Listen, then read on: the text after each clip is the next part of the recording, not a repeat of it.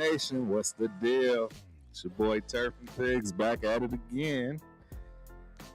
It is Monday, July 27th, 2026. What's going on with your pigs? How you doing, man?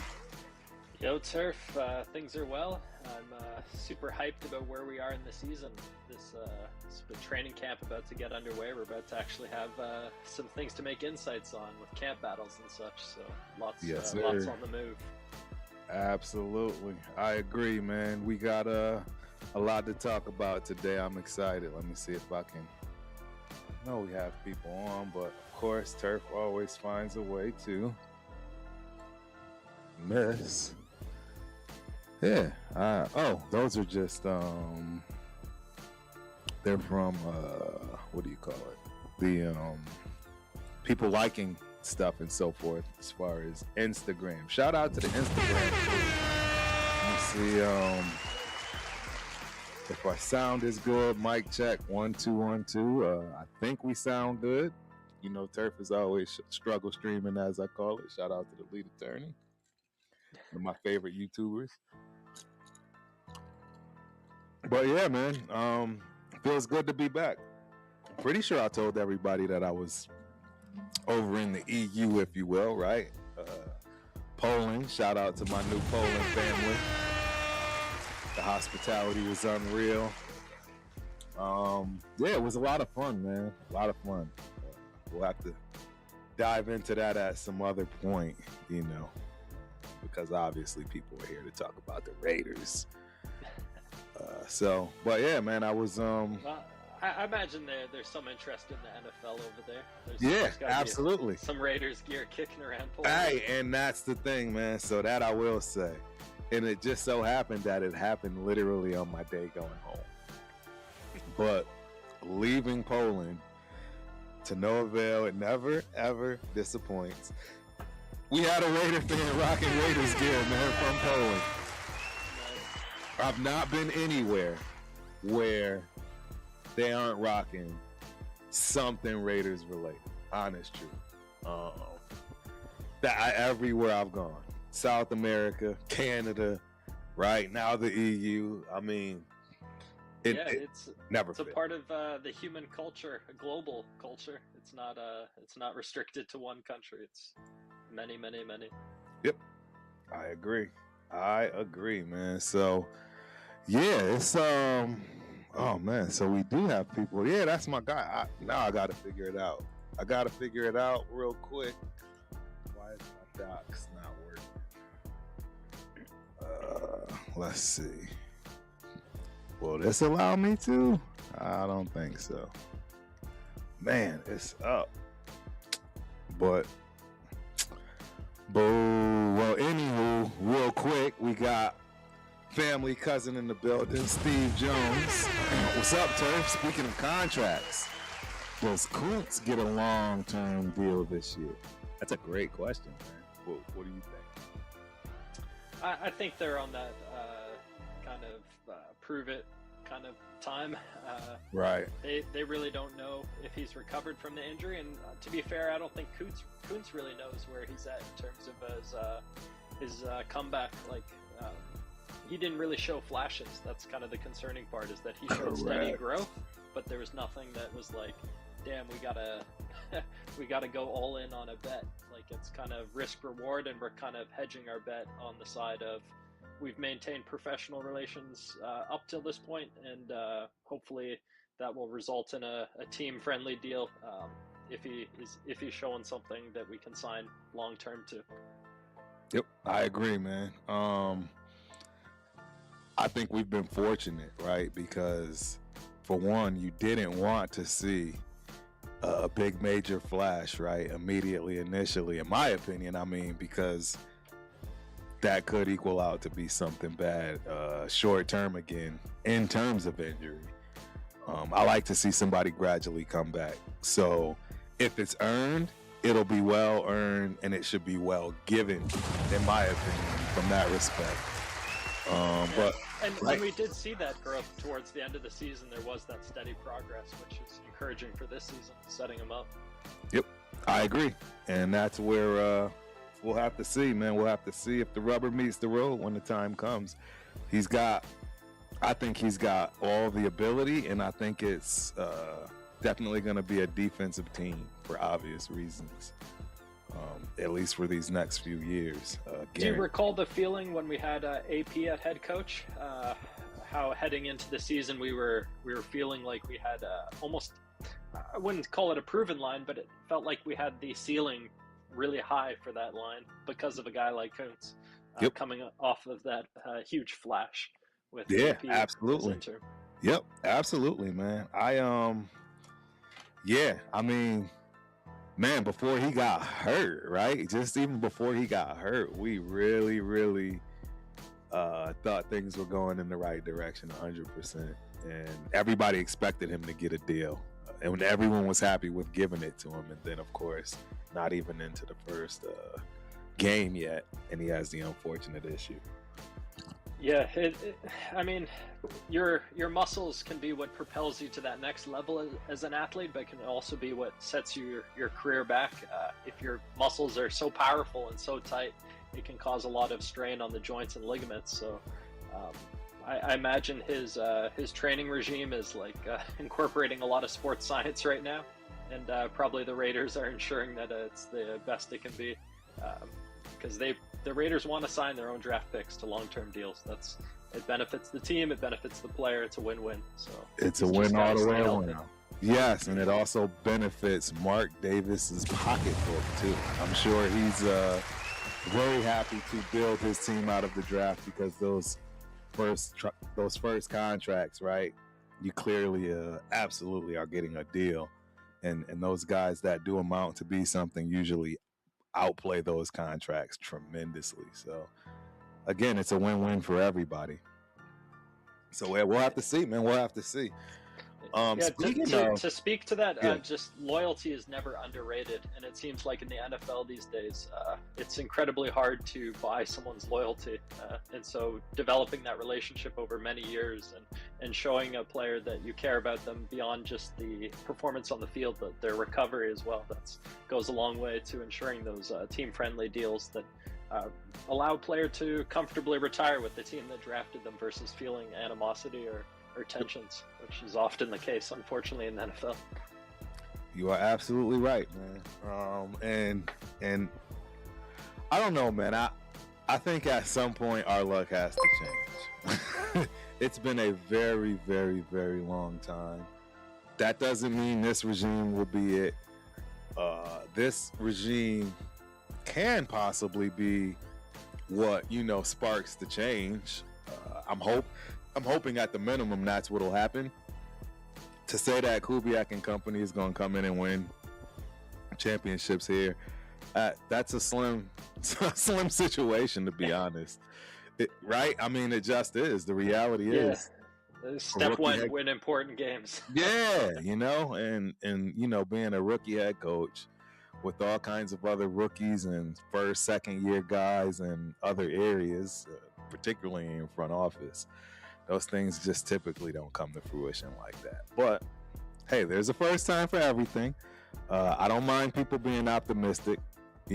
Turf just is from the show me state at this point. And one thing Kubiak does have going for him that guys like AP unfortunately didn't have going for him was there's a lot of league-wide belief in a Kubiak because of his father's success. His pedigree. His pedigree.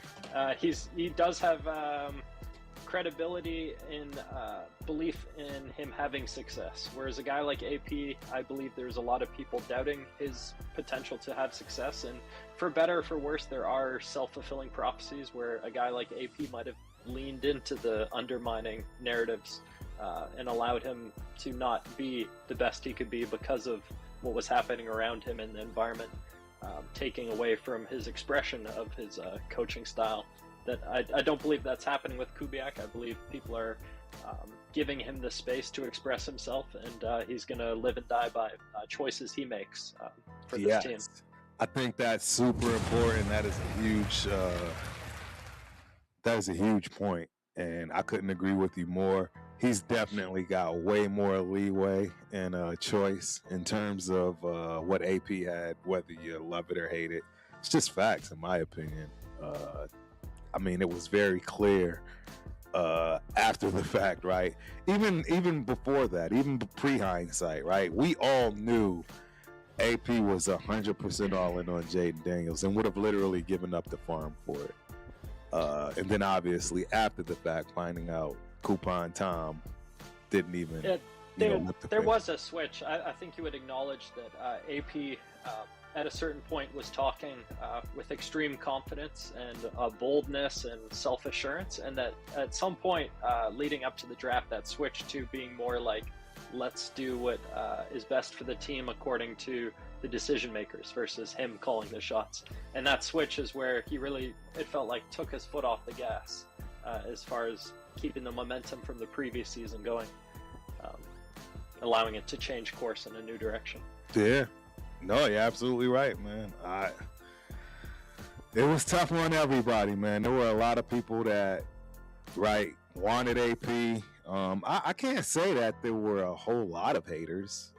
Well, I would say the hate was coming from the disbelief in an unorthodox route, like he didn't pay his dues in the coaching trees, right, or what have you, which comes not necessarily from fans, but perhaps from peers and from opponents, like this kind of thing. Maybe they're not going to the media with these narratives, but inevitably you're going to feel a certain way if someone did something different than you did it. Like, that's just the natural human cognitive dissonance that emerges, is that you feel like you're justified in your path, and that someone who's doing it differently is in opposition. 100% correct. 100% correct. So only time will tell, right? Only time will tell. We're getting there. We'll see how it goes. And yeah, I mean, one other thing I just wanted to bring up real quick before we hit a little quick commercial, if you will. New time, right? 5 o'clock Central Standard Time, 6 p.m. Eastern, 3 o'clock West Coast. This works for you, right, Pigs?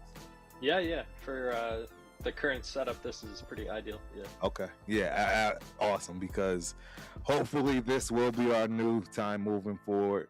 One of the main reasons is because Turf wants to get back to jiu-jitsu at night.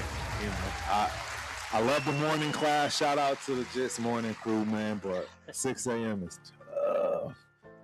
And, you know, that's not to say I won't be back at 6 a.m. There will absolutely be some Mondays I go 6 a.m. just in sheer waking up. And right? Like, don't feel like sleeping, so go train. But yeah, it's time I get back to it. I got a little bit of time here coming up, right? Only going to a few games this season. And yeah, I'll have a little bit of time before everybody knows. Come January, Turf will be throughout the Big Ten. Shout out to them Gopher girlies and the Minnesota, University of Minnesota gymnastics team. We look to repeat.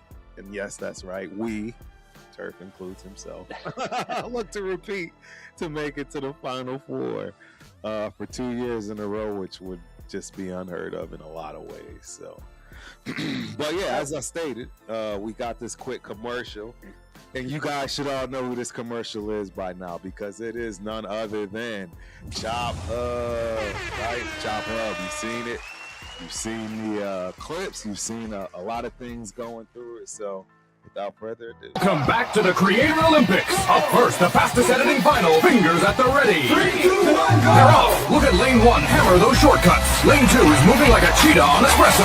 Lane 3, more mouse than man right now. But lane 4, he's checking his phone. We roll straight into thumbnail throwing. Oof! 9 meters for Bree, 12 for Dak. Chapo, don't you like how that commercial just kind of chopped? Pun intended there. So yeah, so we are also at this time that I love the most, because without y'all, right, we wouldn't have anything, man. So it is Chat Lives Matters time, and man, my dog is the first one to hit outside of Cuz and them, but we got Rob Floco. What's good, Crump? Appreciate you for coming through, my dude, old teammate. Hope you enjoy the show. We got our main man, Sack, man. You know, Sack runs everything behind the scenes in these YouTube streets in terms of, having a wrench and so forth. So, Turf and Pigs family, appreciate you for coming through, man. Hope you enjoy the show. We got Steve Jones, cuz works for me on the East Coast. I'm definitely picking that up in terms of our new time, 5 p.m., right? Central. So I like to hear that. Hopefully it works for everybody else. Man, we got the Jaw Experiment. Appreciate you for coming through. Hope you enjoy the show. Says Vita V just requested a trade from the Bucks. Whoa. I didn't hear that one. Did you hear that one? The D lineman? Yeah, there's been talk of Vita Vega. Yeah. Dude. I mean, we do need a nose tackle. I mean, we Right. got Cleveland in the draft. So that'd be a little bit of competition, which I think would be, a positive. You don't want to necessarily rely on a rookie to be holding Right. it down for the defense. I think a vet would go a long way. And it's someone Spytech probably knows pretty well, given his connection to the Bucks. Exactly. Yep. No, I agree. It makes a lot of sense. And we got Sack saying, Steve, Bam Kuntz currently has a 1-year, $11 million deal. That's a great deal. I mean, for his that's position. fair. Yeah, right? It's fair. Super fair. I can deal with that. And then, man, we also got Jack Mustafa.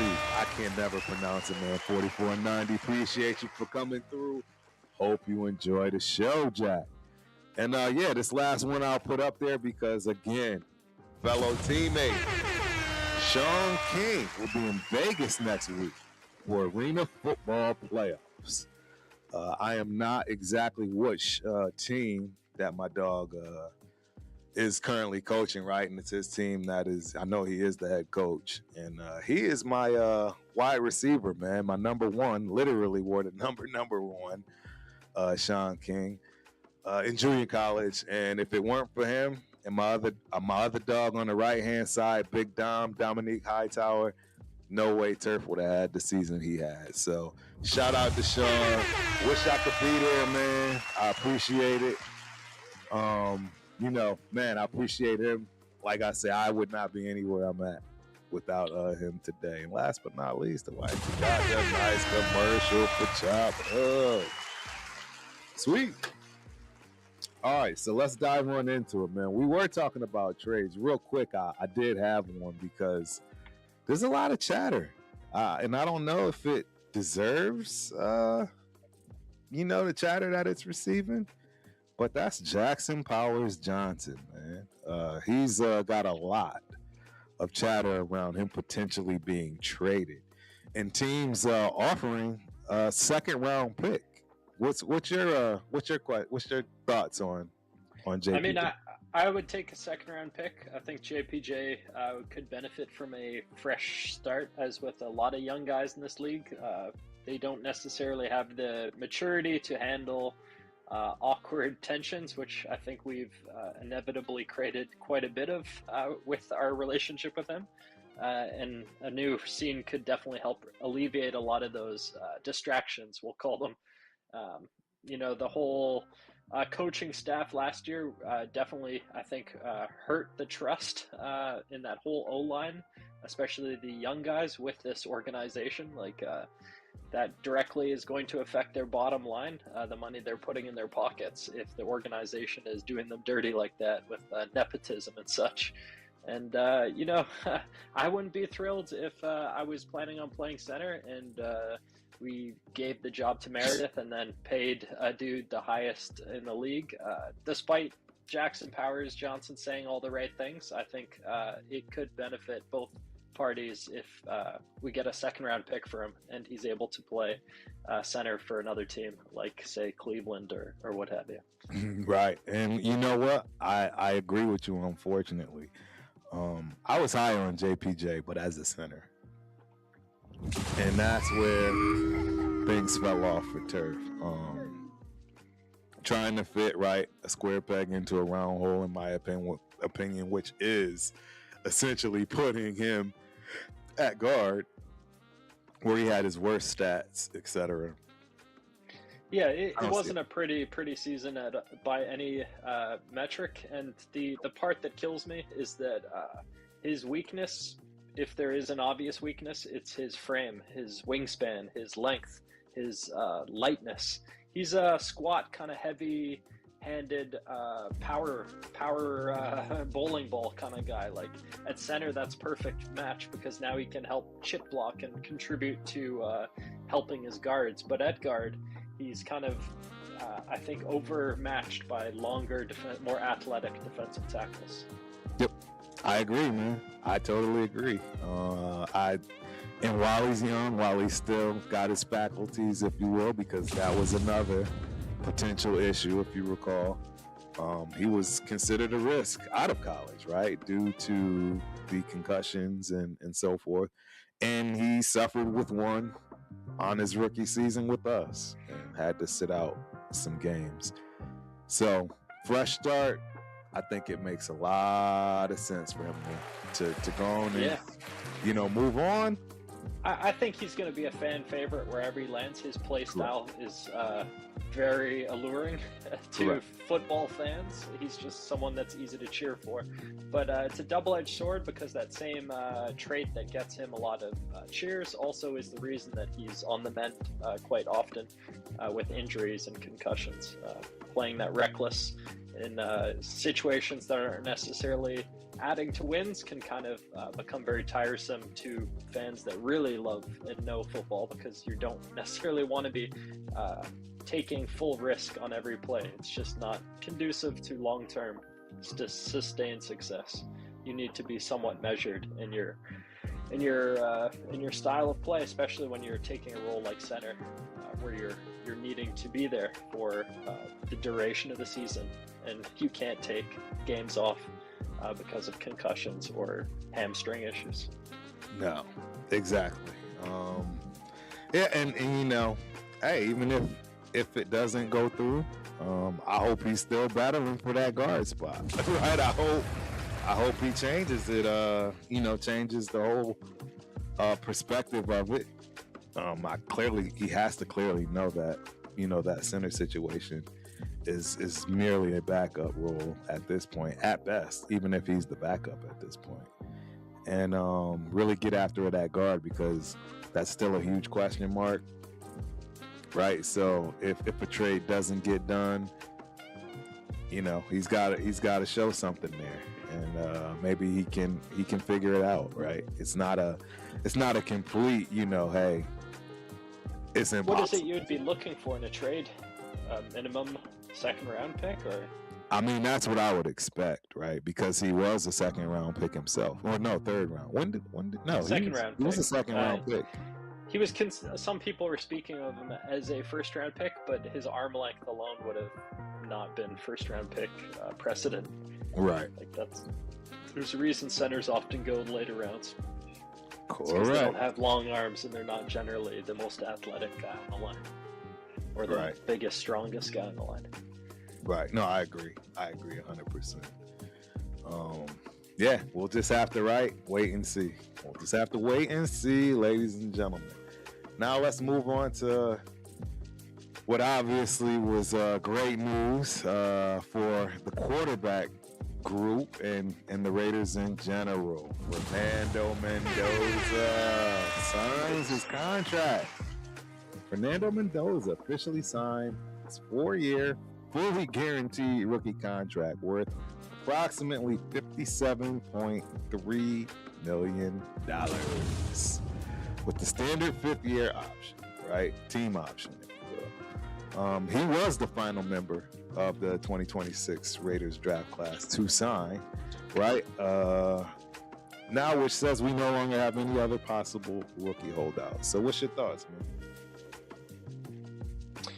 Yeah, I mean, Mendoza signing was always the expected outcome. I think he was probably just doing what he was advised to do on behalf of his representation, and I'm sure the Raiders fully understood that.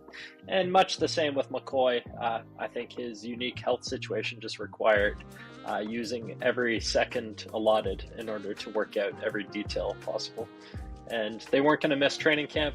These guys are kind of ultimate professionals and want to be the best they can possibly be and view every single rep in training camp as gold. So they were going to sign 100%. And that's the thing, man. It's really tough because the reality is the fans don't understand how the rookies really truly feel in this scenario, because it's in their best interest to just keep quiet, right? And absolutely say nothing about how they feel, because I can guarantee you, for the most part, they probably don't even care. I mean, seriously, they don't even, don't get me wrong, yes, they care about their money, but they much would rather be out there getting prepared and figuring it out, right? Nobody wants to be stuck, on the sideline because of money when they're trying to, not only win their starting position, but, really. These are young dudes as well, and they've got reputations to uphold. A first overall pick is a burden of expectation right away. Guys are expecting something out of Mendoza, and if he doesn't show up 100% committed and in on this, then you end up with the Jamarcus Russell scenario, which was the flip side. Yeah, we all know what that turned into. That was disastrous. Bye.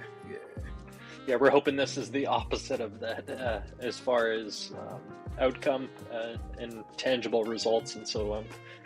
If it can translate to wins ultimately, it doesn't matter how it happens, but hopefully he does everything in his power to make it turn out in a favorable way. Right. Now, the other side of this is, now that the money has been paid, how long do you think he has? Right? You want to talk about Mendoza and Kirk's relationship, all those good things. And it's obvious that he's going to be sitting behind Kirk, right? But say for some strange, odd reason we are competitive this year. And say, Cousins is struggling, week 8. Are you willing and wanting to put in a Mendoza because you hear that he sounds great? Or do you kind of lean towards the, hey, no real true rookie quarterback is actually ready, if you will? Yeah, we've discussed this in the past. My position is that the NFL is more graceful and easier now than ever for rookie quarterbacks to make an entrance. In the past, you would run the risk of a guy not knowing how to take a hit and ending up with injuries year one as a quarterback, or feeling shell-shocked and unable to progress and reading defenses.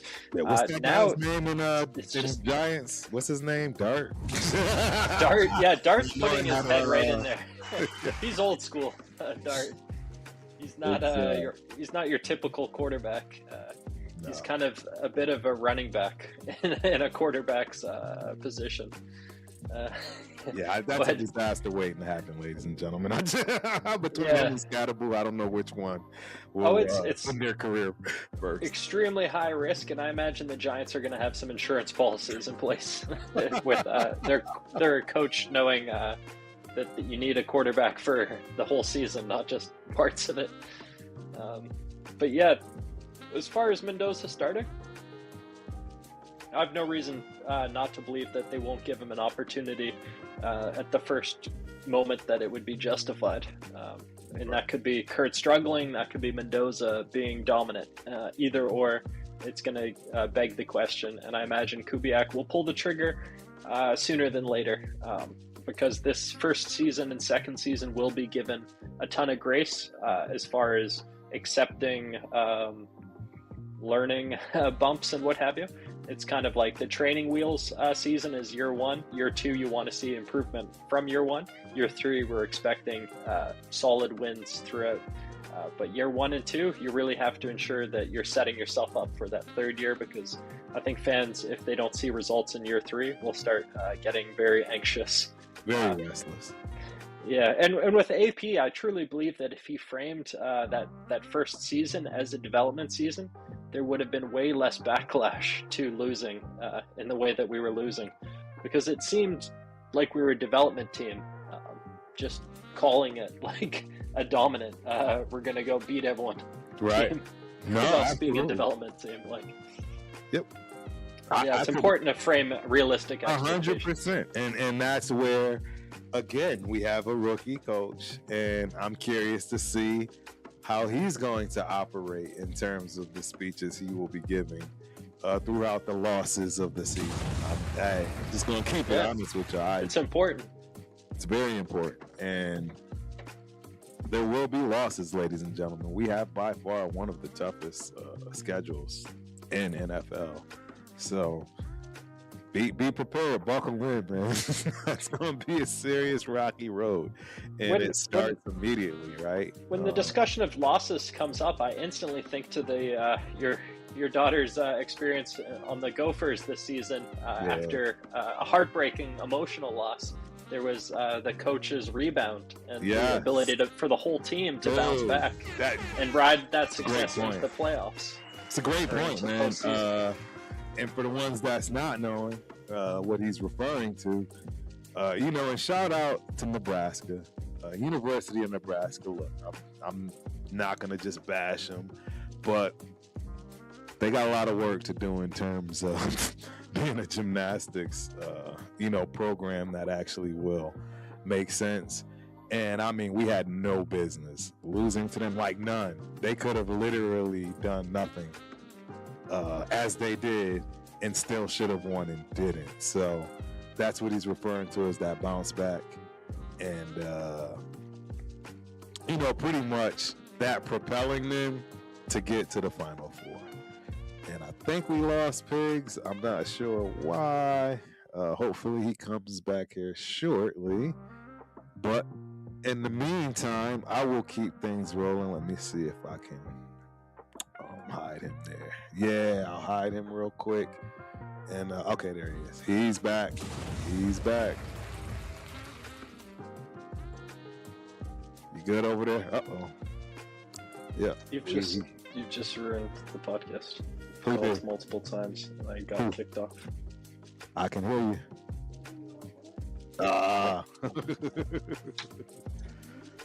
No, you keep calling. We can hear you, Pigs. I don't know if he can tell. I'll put him on hide real quick for a little bit. But yeah, 1 second. What were we talking about?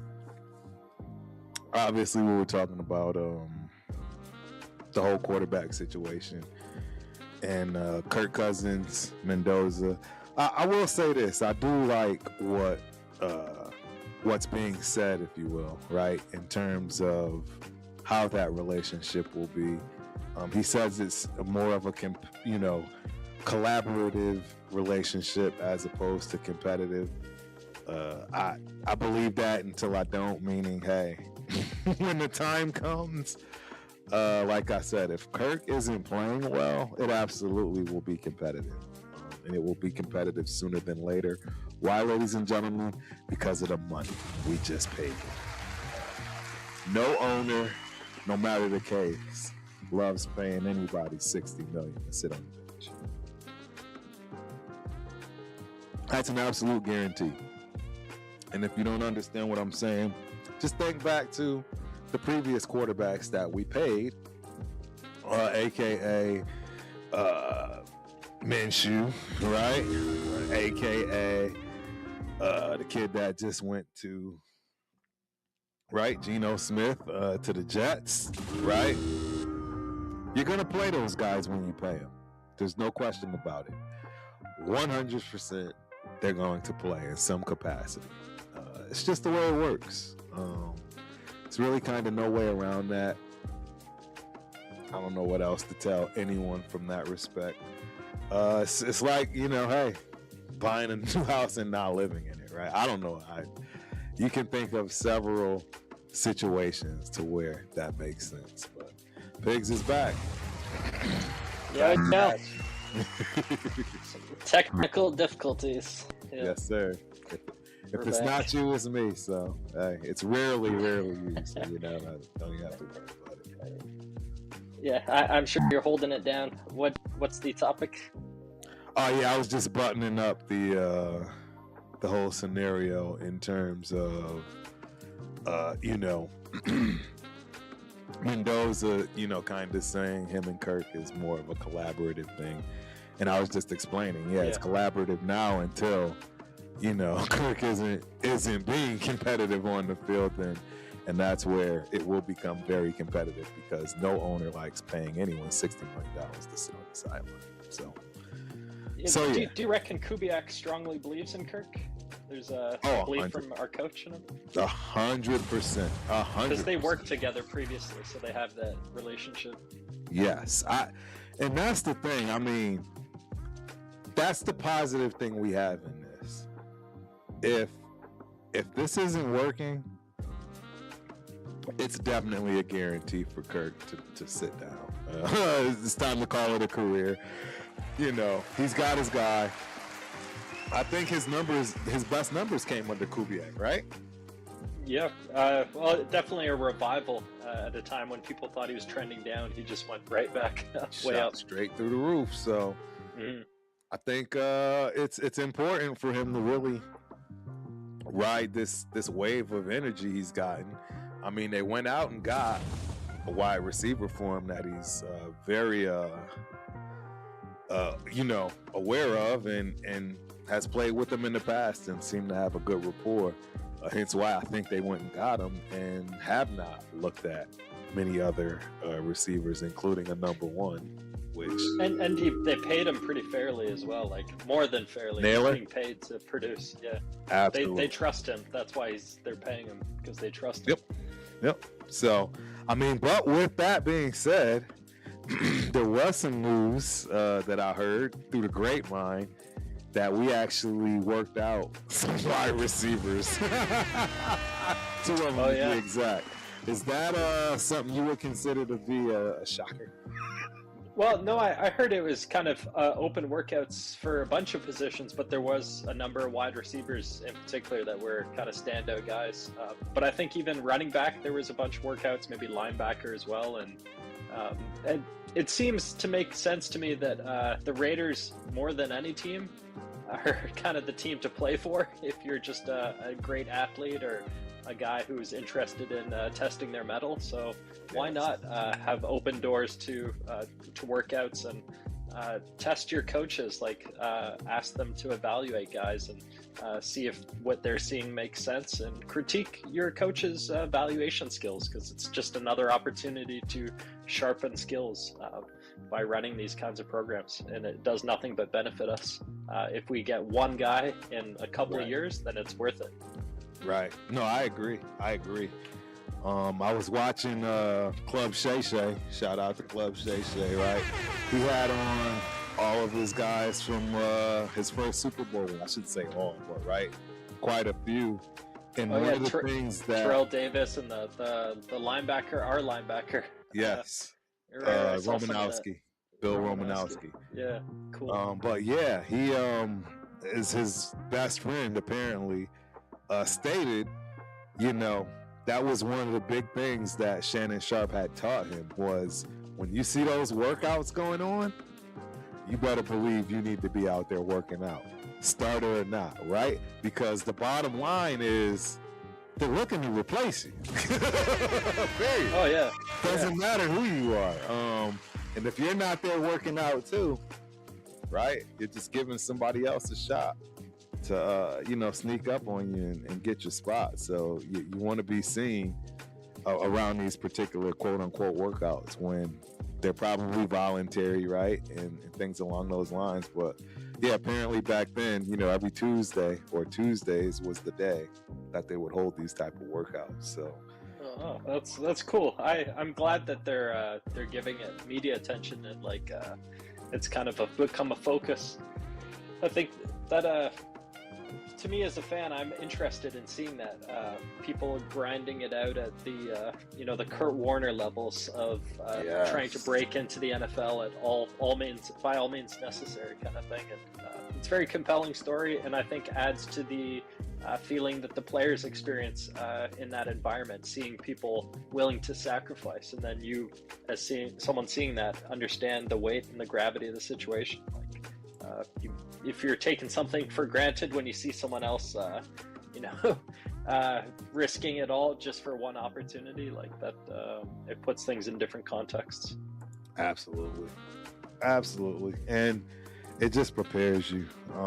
That's how I look at it. It really, truly prepares you accordingly. It's a tough business, ladies and gentlemen. I mean, every year, of course, a lot of the pros that are well off and right, they know their position's pretty much solid. Even those guys, man, they know what it takes to do in the off season in order to keep that, right? So you better believe they are absolutely busting their ass on all occasions. To a player that comes to mind for this conversation is Tyreek McAllister, our running back. He's been going back to the CFL between seasons and playing there and balling out, like getting huge numbers and touchdowns on receiving, rushing, special teams. So he kind of pops in for us on the preseason and kind of trying to make the roster, but then is back to the CFL, putting in work, developing, and getting better. He's 28 right now, so he's kind of like in that moment of reaching his climax as far as speed and athletic ability as a running back. So if he puts it together, that could be pretty massive for us. Like, we need a return specialist and a running back depth. Yeah, and I didn't know he was still on the team. Because he balled out in the CFL recently and then came back. Right. I love it, man. I always had high hopes for that kid. I thought he would complement the running back room pretty good. I think he's another guy with 4.3 speed, right? I'm pretty sure super explosive. He's got wheels, man. So I would love to see that. And to be honest, I don't know why he wasn't returning instead of Laube. I chalked that one up just to the fact that we put draft capital into Laube. That's Tyreek what it McAllister was free 99. Like, yep. And again, that good old saying, when you pay for something, you want to see it used, right? I think that's absolutely what the deal is and was with Laube. If this kid makes this roster this year, man, I swear I will shut up about him, and not only that, I will praise him for the entire season. If he makes this roster, this is make or break. Yeah. I'll praise him because I do not understand it. But hey, Kubiak, has he had any flashes in your opinion? No, none. Yeah. Well, he fumbled. So I come from the old school, ladies and gentlemen. You can be the best running back in the league, but if you're fumbling the ball, you will be the best running back in the league on the sideline. Period. Mm-hmm. You can't cough up the rock, man. And the kid has troubles, right, with not coughing up the ball. First play he's ever had coughed up the rock. And his carry to fumble ratio is horrible, considering. So maybe he'll get it fixed, right? Tiki Barber had that very same issue late in his career, right? Not initially, but towards the mid to later years of his career, he started having fumbling issues, and it was noticeable that he changed his style in general, right? Keeping that ball high and tight instead of the way he used to run with it, and it made a difference. So, not saying Laube can't make a difference for himself. I just think that our running back room is outstanding. And the fact that we still have McAllister, too, on top of that, I really don't see where he fits. Yeah, I liked Laube as kind of a character on the team, but I never really saw an NFL frame or body, and that right away became apparent, like from the first play, was that he wasn't able to take contact and find the ground without it blowing up in his face in dramatic fashion. And every one of those hits getting played on repeat in highlights is just not helping this team develop an identity of toughness and domination. Like, that just shows extreme, almost like incompetence, because why are we running our tiny running back at like their star defensive end? Like, it looks like we set Lauby up when we ran him.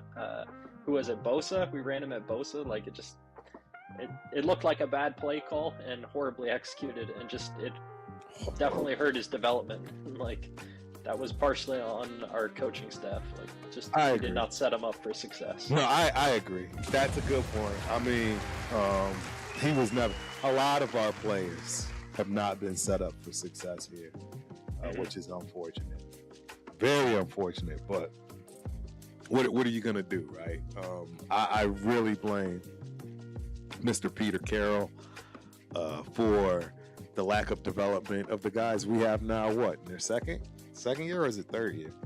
Some of them. Lauby will be a third year.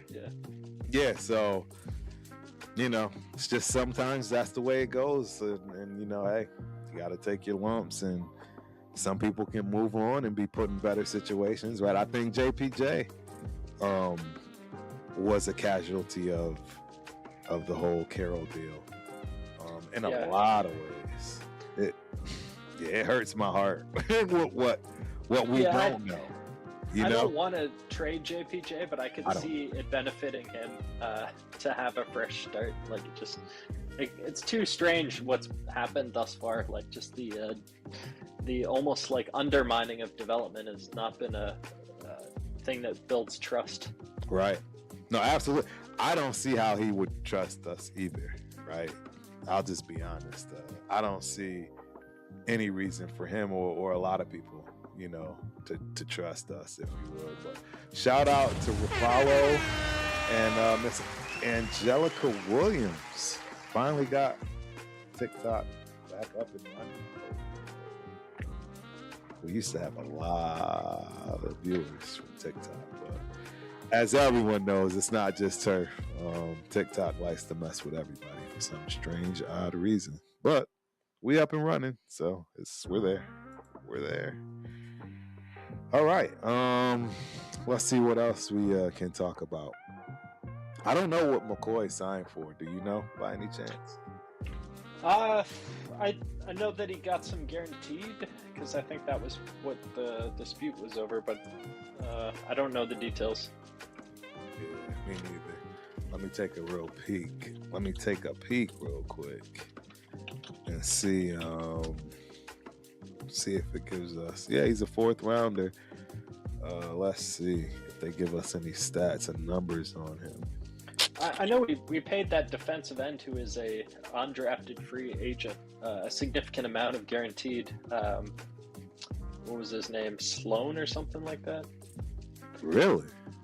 Yeah, I sent you that picture, or that little clip where it was showing his guarantees equaled all the UDFAs we've signed together's guarantees, and more. So this one guy, wow, a defensive end who they're calling Max Crosby Light, is received quite the payday as a UDFA. Wow, undrafted. That's crazy. That's news to me. I mean, well, that kind of definitely puts a damper. It's Sloan, Kane Sloan from North Carolina State. I remember that pick. Man, that 272,000 in guarantees, which is a massive amount for a UDFA. Yeah, no, 100%. That's almost the rookie salary. Yeah, that's cheers to him. I mean, hey, I'm not mad at it. They must have been having a draftable grade on him, and probably other teams were after him, and so there was a little bit of needing to sweeten the pot in order to get him to sign with us. Right, and I mean, to tell you the truth, that also should really tell Coons, you know, hey, you know, and not to say just Coons, but hey, Max too, right? I mean, maybe that was due to the ability of potentially still trading a Max Crosby, which at this point, I'll admit it, I don't want that to happen anymore because I just don't think we're going to get the value back. If we were to get that value, I will be okay with it, but yeah, I don't see it. What do you think? I mean, I don't think Max is going to get the trade value that we want just because he is older. He's got recent injuries and hasn't really played in big games to prove himself, like on that postseason kind of stage. So it's just hard for another team to cough up assets for a player that has risk. And I think Baltimore pulling out of that deal it certainly hurt his trade value, so I don't see it happening in the future. I think he's with us for his career now at this point. Right. And that's probably for the best. I think Max goes a long way for handing on the baton to that next generation of players with us, kind of setting the bar and the expectation for the next wave of leaders. And normally, historically, I think coaches were responsible for that, but now players are kind of taking that upon themselves, which hopefully Max will do. Yep. And obviously, I finally found those numbers for you guys. McCoy signed 4-year rookie contract. Approximately $5.5 to $5.7 million, featuring a signing bonus of about $1.3 million. So, congrats to McCoy, man. I mean, we're hearing that he's ready to play week 1. There is no knee issues, right? They didn't have to ease him back in, if you will. I'm excited. I mean, this could be the steal of the draft, potentially. Yeah, he's easily the biggest wild card in the whole draft as far as potential to surpass his draft slot from day one. And people having that expectation that he will play like a first rounder. Yeah, it's Will Johnson-esque, right? I mean, yeah, he's got instinct. You can't train that. You either have it or you don't. I know everyone and their mother is kicking themselves for allowing that Will Johnson issue, right? Injury, allowed him to pass up. Oh, it's, I mean, right now I trade that. You know what I mean? Are you kidding me? Yeah, the part with cornerbacks that kills me is that often it seems that it's a very high risk, high volatility position. So paying a guy is almost like a huge liability. So you really need to draft guys who are super talented and have a deep room, because inevitably 2 or 3 guys are going to get hurt in a season, and you'll need your depth to play like starters. So I think we finally are starting to see that on our roster, is having high value depth at the 3rd, 4th roster spot at cornerback, which I'm super excited about, because that's my favorite position on the roster is DBs. Yep. And I mean, right now it's one of the biggest question marks across the board on both sides of the ball, really. I don't consider the receivers to be a question mark. It's just a bad situation. It's just a bad deal. We don't have a number 1 wide receiver. I'm sorry. I don't know anyone that thinks we do. And I don't think we're going to find one working one out. I honestly was hoping that we would be able to get a Justin Jefferson or, something along those lines that would make a big, huge splash. But at this point, I don't see that happening. So I don't know, man. And it's hard to think you're going to pull that in the draft. You know what I mean? We had him right there, but we took Ashton Janty instead of Tedero and McMillan. But McMillan, in my opinion, was a number 1 dude, and he's right there.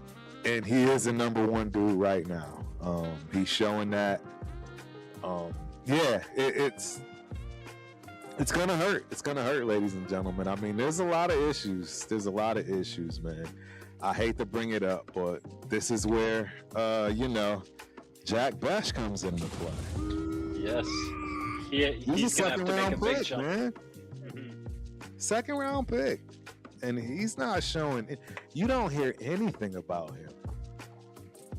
I think on purpose, they don't want expectations too high, because I think that first season for a second round pick was very underwhelming, to say the least. And so allowing him to develop without the spotlight on him will be best for the Raiders, because I think Tyree developing with that spotlight on him just did not work at all. And had he been a second round pick, he would have been able to develop without that spotlight. But that spotlight was too bright for him to develop. He's just a bad player. I would be shocked if he ever turns the corner, if you will. But again, it's easy to say that, the way we see it. But the reality is, he too has had how many coordinators now? You know what I mean? In terms he's of, still an athletic freak. He doesn't scream football player. Correct. So whoever his coach is has to bring something out of him that we were unable to do. Or find some new position. I don't think he will amount to being a long-term player personally. I give him a few more years and he'll be out of the league. I'm more hyped about our UDFA Sloan than I ever was about Tyree. 100%. And rightfully so. I think the Sloan kid definitely deserves the hype. I mean, clearly. Yeah, money speaks. Money talks. They paid him. Being signed as an undrafted free agent. And I don't know. So we have signed everybody. That would include one of my favorites, right? Which is Hemby, right? Yeah. Hemby's been signed. Shout out to Hemby. That says a lot. I mean, that says a lot. And I'm sorry, but Laube, your time is limited. It has to be. There's no question. Shout out to LKM 377's in the building. Appreciate you for coming through. Hope you enjoy the show. He says Tyree is lazy. That's hilarious. I mean, I wouldn't disagree, man. I'm not gonna lie to you, I won't disagree. Shout out to Game Recognized Game. Raider Nation in the building. Appreciate you for coming through. Hope you enjoy the show. And last but not least, man, we got Raiders Unleashed. What's good, y'all? Appreciate you for coming through, my guy. Hope you enjoy the show. We got a question from Cuz. We giving up on Thornton? That is a great question because I gave up on Thornton last year. I think he should be part of our All-American flag football team. I think he will be amazing as a flag footballer. But outside of that, I didn't like anything I saw from that young man in terms of with pads. And I mean, hey, maybe that's me. I mean, turf has been harsh on a lot of people, right? Won't be the first time, and it's definitely not going to be the last. But me personally, I'm done with that kid. If I could trade him for something, anything, I would. What's your thoughts on Thornton? I really think Thornton was the least polished draft pick in the class. So I didn't really have expectations for him at the gate, and I really think that year 3 is the year to judge a guy like him, as opposed to a Tyree. We were always talking year 3 is when we're going to see something. I think Dante Thornton has got the body size and type of frame that I do really think he needs 2-3 years of NFL muscle strengthening conditioning in order to be able to put on muscle on that type of frame, because he is so long, and really long muscles are hard to add mass to. And you could see it if he was just a little bit stronger last year, he would have been able to work through some of the contact and get those more contested balls, which is going to make a huge difference in being able to deploy him in the offense. Because relying on him to beat everybody with speed is just not realistic in the NFL, so he's going to have to fight for tough catches as well downfield, which he's going to be able to do in a year or two's time with that extra strength and conditioning, which hopefully he's putting in the work in the offseason, because out of everyone, he's going to be the guy that will make the biggest development gains through putting on that extra weight. If he comes back 10 pounds heavier with a little less speed, I'd be happy with that. Hey, I wouldn't be mad with that either. I just don't see I think the game is still too physical for him. And that's wild because it doesn't get any less physical than 2026 in the NFL for wide receivers in the secondary. I mean, they can barely breathe on you. You know, rules are favoring the wide receiver. They're favoring wide receivers, and he played so gentle. And I'll just didn't have strong hands, didn't fight through contact, he didn't look determined to get the ball. Anything. Kind of questionable awareness of his body in space, but I think he was playing a bit like Bambi, just not really understanding his body and his frame, but that will come with a good offseason and with dedicated training regimes. So as long as he's not playing Call of Duty and he's putting in the time on the field, then I think we're good as a fan base. But if we find out he's been not developing, we got to cut ties sooner than later, because wide receiver, big X guys bust all day, every day. They do. So you got to move on to the next guy sooner than later. Don't waste too much time if it's not working out. But I think he could make the biggest jump if he does put in that time. Man. The bar is so low.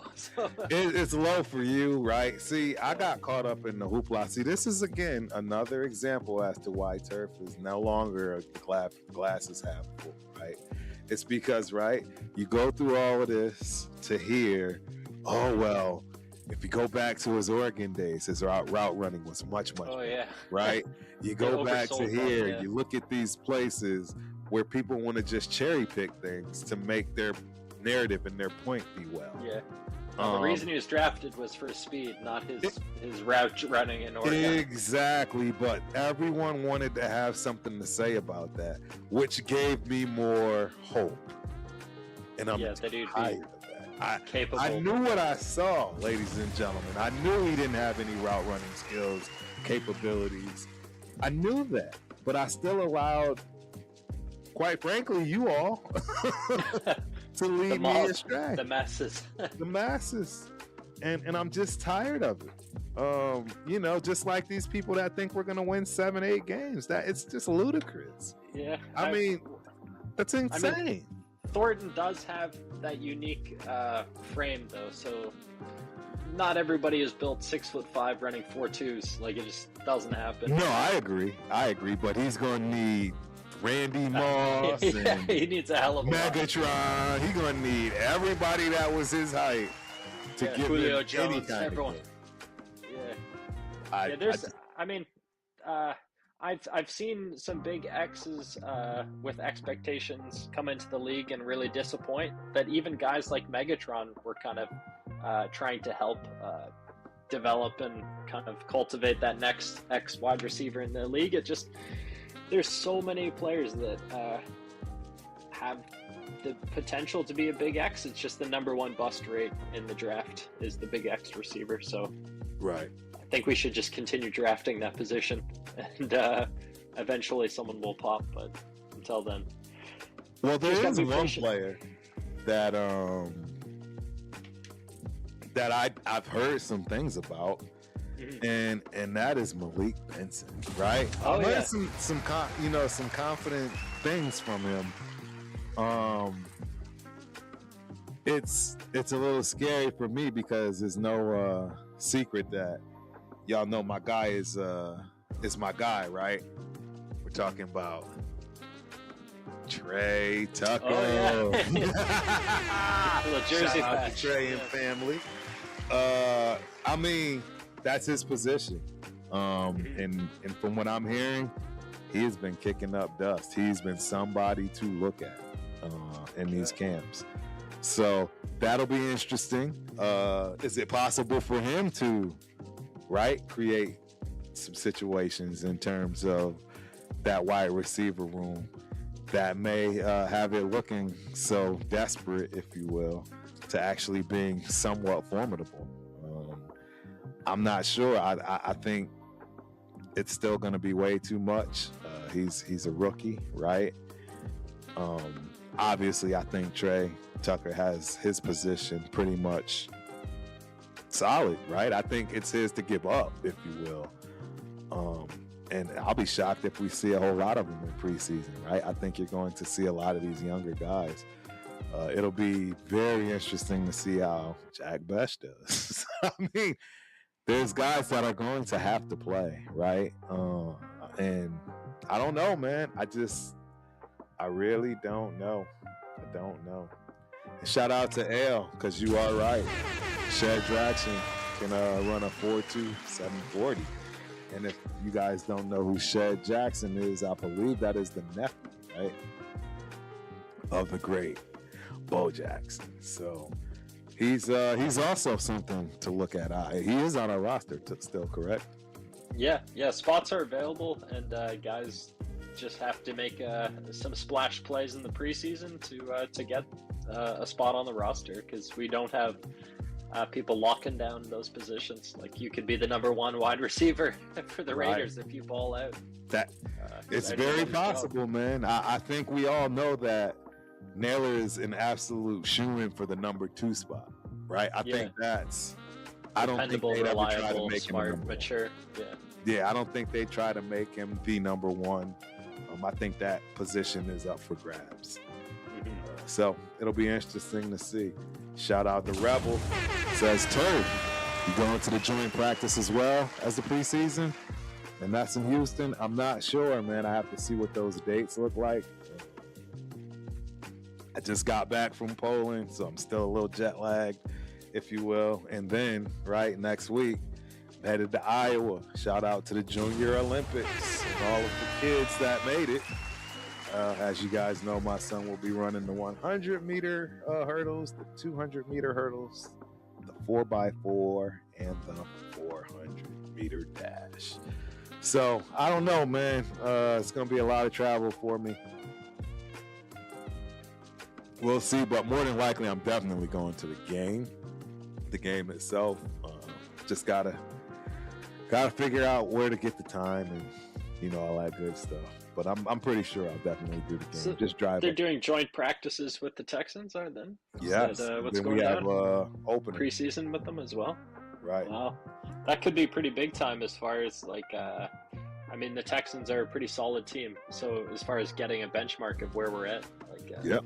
Alex M just stated it. Yeah, Texans defense is tough. I mean, top 3 defense in the league, right? Yeah, really solid team. I love the Texans, man, and in fact, they are my favorite Texas team. Go figure.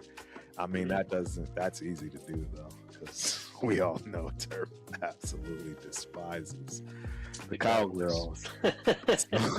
So fair enough. Yeah, I can't stand that team. I can't stand their fans. My own mama is a fan of it. I love my mama, but the rest of y'all. What's the fan breakdown in your town where you're at? It's all Dallas. Dallas and the It's all Cowboys? 100%. The Cowboys and the Texans are the small or the underdog. Small market. Yeah. You got it. It's hard to find they don't want to admit it, right? that's part of the problem. They don't even want to admit that they're Texans fan. My homeboy that listens, man, shout out to Jeremy, man. One of my jiu-jitsu guys. He's a Texans fan. He's from Houston. Yep. So, you're in a place called Pflugersville. That's what you said. Yeah, Pflugerville, Texas, baby. That's a funny name, but I seen that the other day pop up because I was looking for cars because I'm still shopping around for cars. But yeah, there's the one car in particular is very rare and there's not many for sale, but one is for sale in Pflugersville of all places. Yes, a German town, one of the largest German towns, probably the second largest in the state of Texas. I think New Braunfels would be considered the number 1 German town. It's actually quite a big city. Now, it wasn't when I first moved here. But nevertheless. A different sound. Pflugersville. Yeah, starts with a P, right? The P is silent. Pflugerville. Definitely different.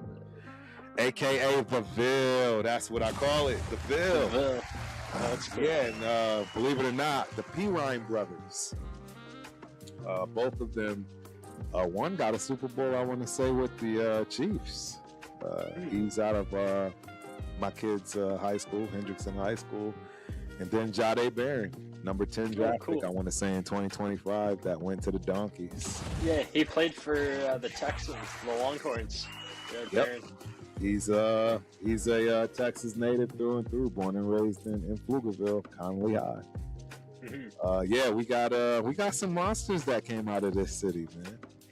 It's pretty impressive too, as far as per capita, all that good stuff. But it's one of the reasons why Turf moved there, man. The competition is real. It is. Yep. So, all right, man. We got about 15, 20 more minutes, man. What else? Can you think of anything else? Is there anything on your brain that? I mean, it's always good, I think, to touch on the Tom Brady topic, just out of just because it's so central to the Raiders these days. Is Tom Brady? Just whatever he's doing is going to impact our team, and I think it's never going to be underrated, his influence on why things are the way they are moving forward. I agree. I'm going to be honest. I'm not a fan of Tom Brady, the part owner, right? Yeah, he's done very little to earn applause. Like, it's so far kind of we're still kind of wondering what he's contributing.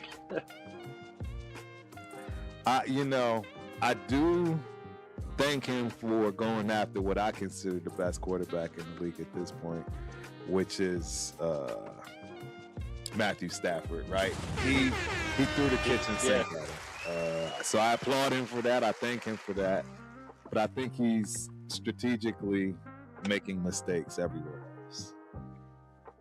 And it's very obvious. It seems he's too proud to ever acknowledge any weakness too, so he's always going to pass that blame on to someone else. Someone else will take the fall for his mess ups. 100%. It's like he gets to throw stones and hide.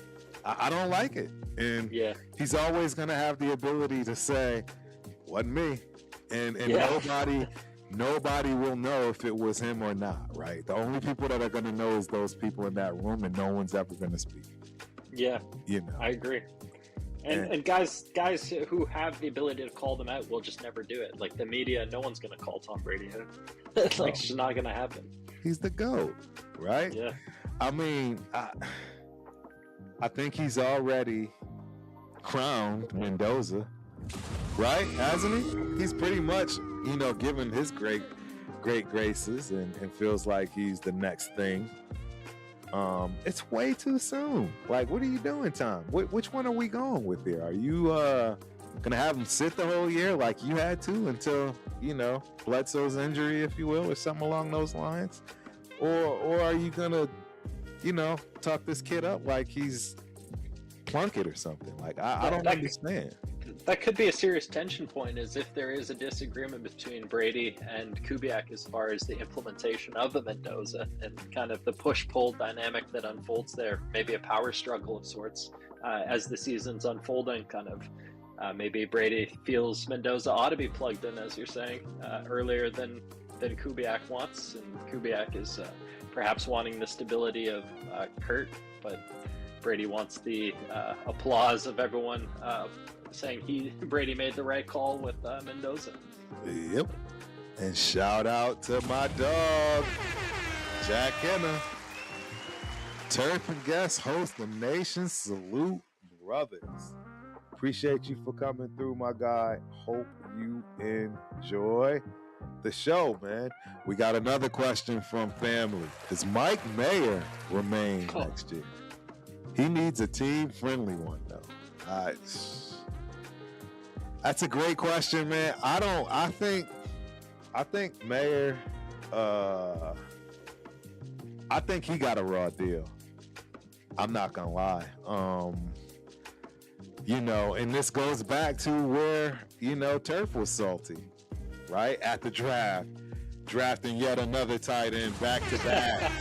Yeah, fair enough. And again, that's where it's like, if you were going to do that and you knew it was a possibility, why wouldn't you have already had something in place, right? Because clearly Mayer had to feel some kind of way, and I think he showed it in a lot of ways, whether it be his issues, right, that he had and couldn't play for whatever that was, right? Not trying to get into the player's personal space, but I don't know, man. He definitely has to feel some kind of way, and I just don't know. I mean, we should be running a lot of 12 personnel at this point without having the number one wide receiver. So maybe it works out, but maybe not. I don't know. What's your thoughts on Mayo, man? I mean, I've kind of shared my two pieces on him in the past. I was not a big fan of trading up to draft a tight end. I think tight ends generally are very difficult to predict development for. So a guy like Mara coming from Notre Dame, where he wasn't necessarily going against the top tier defenses, he was going against a lot of variability, and he was dominating kind of the lower end guys, but then we didn't really see him match up against the Georgias and the Michigans and what have you. So his play thus far in the NFL is kind of to expectation. He has a lot of solid traits, but they don't necessarily blow you away when he's going up against competition that is also very good. He kind of looks very average, in my opinion, and I don't see us re-signing him. I see him wanting to go to another team where he's more of the feature guy.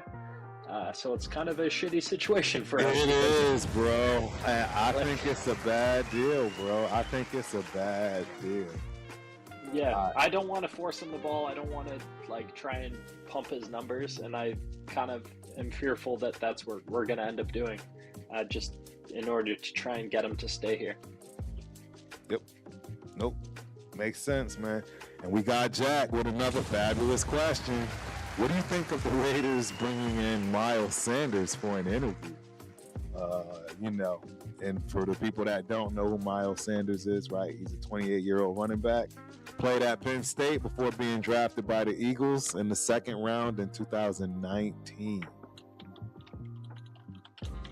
And I believe he's played for a few teams. Carolina, and I say last, I think it was Dallas, right? I think he had a one-year contract with Dallas last year. And, his career numbers, 4,462 rushing yards, 24 rushing touchdowns, 4.7 yards per carry, ladies and gentlemen, 183 receptions for 1,200 receiving yards, and he went to the Pro Bowl in 22. Yeah, I mean, his numbers look pretty solid, especially, obviously, on the better team. He looked a lot better. Dallas, he wasn't really used at all, but in Carolina, pretty average, but Carolina wasn't necessarily blowing people away in those years. But in Philadelphia, all his stats were very efficient in Philadelphia. Right. I mean, technically, he's doing better than our running back, right? With a 4.7 yard per carry average. That's outstanding, ladies and gentlemen. That's why I don't think that kind of productivity. I'm a little shocked he's not being used more across the board in general. Could we find a spot for him on the roster? Absolutely. If we're keeping 4 running backs, I could see him being that 4th guy. Easy, right? Again, special teams. I'm not sure if he's got any, you know what I mean? Yeah, returned kicks at Penn State. He did, right? That's what I thought. Yeah. And yeah, Jack, I think you're absolutely right. It would be Sanders and Hemby. I think those are the last two. Depending on what happens there, I think it's pretty obvious it's a shoo-in for Mike Washington Jr., right? I think he is definitely part of the quote-unquote new 1-2 punch. So we're looking for that third person. And I mean, Sanders might be the answer, even more so than who I love. You guys know I love Hemby. But I can't, right? Hemby has not played a down in the NFL. Mr. Sanders is absolutely vetted. He's guaranteed somebody that can fill the role, if you ask me. Why he didn't play much for Dallas or right? Injury. Yeah, injury. So, hey, that's something to be worried about, right? Maybe that's where Hemby becomes more beneficial in terms of, right, the best ability is availability. And that could be where he capitalizes on, right, his rookie season and Sanders being left out, if you will. But again, if we have him in the building, I didn't know that. I just don't see how Laube can make it. I just don't see it. And yeah, I get you, Jack. I don't mind going with youth either, especially where we are right now. But to be honest, I don't think any of these players are really going to matter, right, in 5 years. For the most part, we're just buying time, if you will, and building, like you're saying, positions to where you can go youthful. And I think that's part of what getting somebody like a Sanders will do for you. Because if we get him this year and he holds his weight, you can get another young guy, right? You can get another young guy that may beat out Hemby, for that fourth position, or even Sanders himself, right? But the ideal goal is to get younger, to build through the draft, and no real, you don't see a lot of winners that build through free agency. So I agree. I'm with you. Yeah. That's my thoughts on it. Yeah, I agree with a lot of that. Like, you generally will want to lean into youth, especially at the running back position. Sanders obviously is a high ceiling, high talent guy, but he's also older, has some injuries, and a lot of his success did come on an elite team, and then he didn't look so great on a below average team. So with us, if we are below average and he just looks below average, it's like, why are we using that spot on a guy when we could be developing someone, say a Hemby, and allowing him to be a part of the future, the 5, 6, 7 year plan versus just the two-year plan, which is more what you get with Sanders.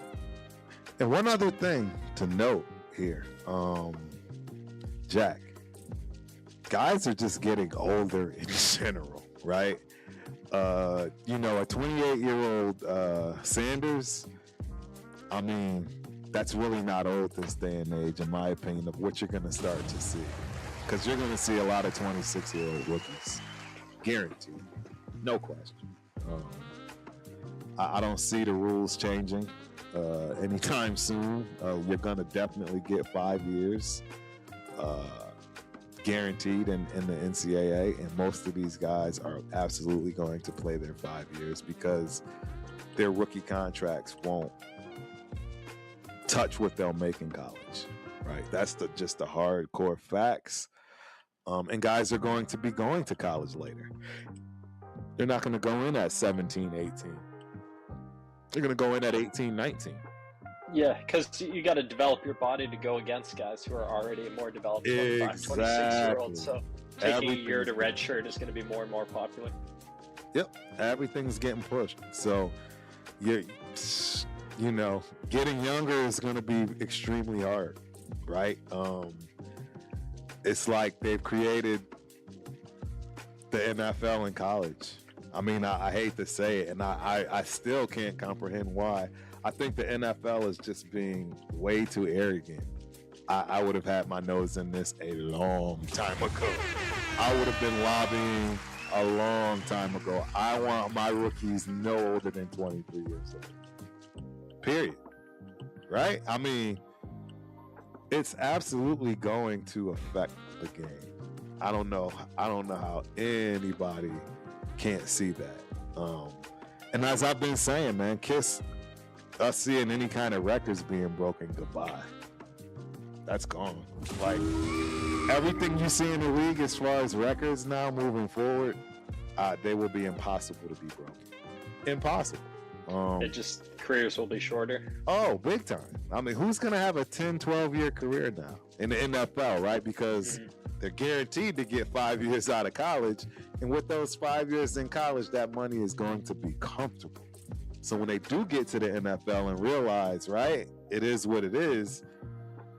Yeah, maybe they won't be sacrificing for that NFL paycheck. Exactly, right? They're going to might already have investments or social media influence at that point from college. There will be so many things, right? It's an interesting time to be alive, ladies and gentlemen. I'll tell you that. That's from every aspect. I mean, you got Elon Musk, Elon Musk, yeah. Right, he's doing funny things all the time. He's absolutely saying that money won't even matter come 2036, right? Because of what you would consider to be deflation. And it makes a lot of sense if you really think about it.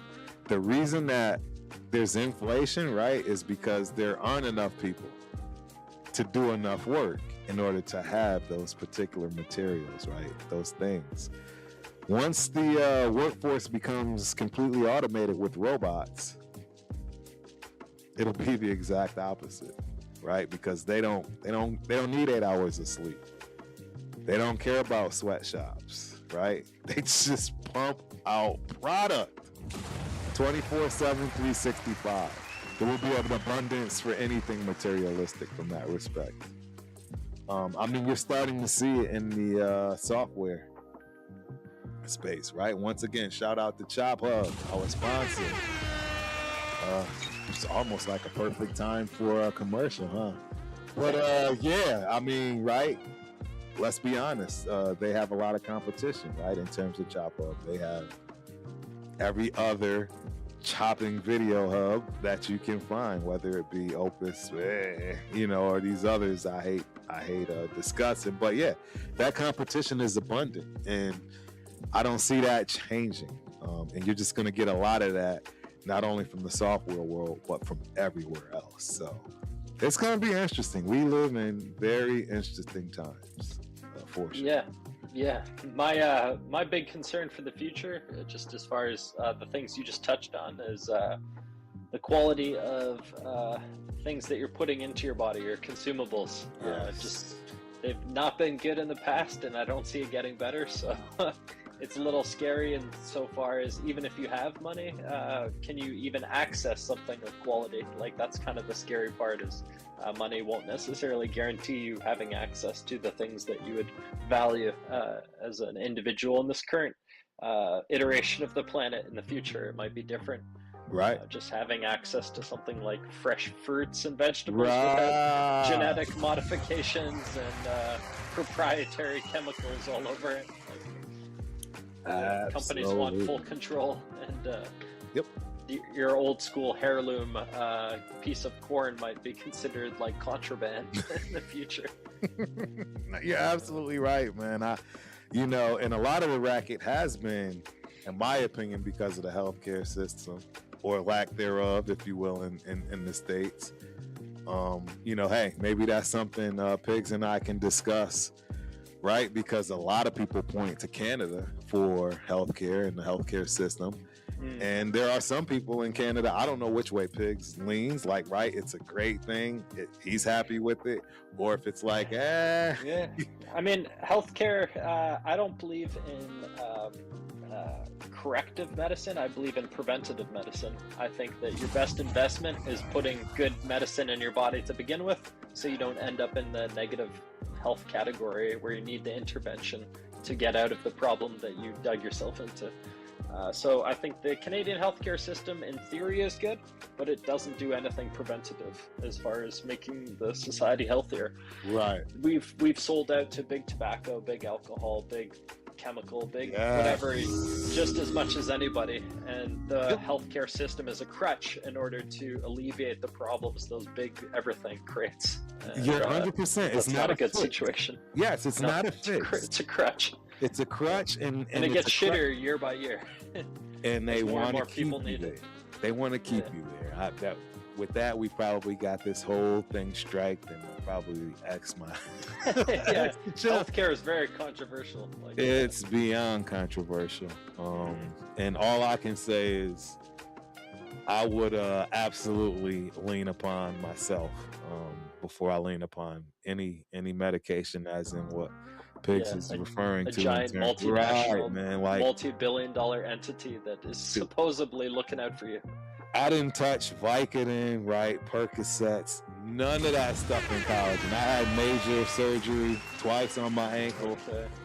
It was just one of those things that I saw, and I was very adamant on not taking that, especially with my addictive personality, etc. There was just no way I wanted to be hooked on that. I would rather go through the excruciating pain, which I didn't have to, right? There are other, medications, not as harsh as, but you have to be aware. There's always options. We've lived on the planet for hundreds of thousands of years without these giant multinational corporations that tell you they have the only solution in town and they're the only game in town. Inevitably, we've been here much longer than them, and we'll be here much longer than after they're gone. So,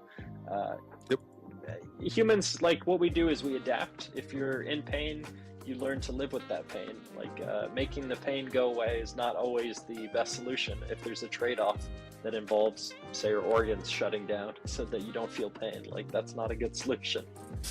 Better to feel the pain and live through it, learn to live with it, versus sacrificing your other organs in order to feel better. I wholeheartedly agree. I'm going through it right now with the spondylum.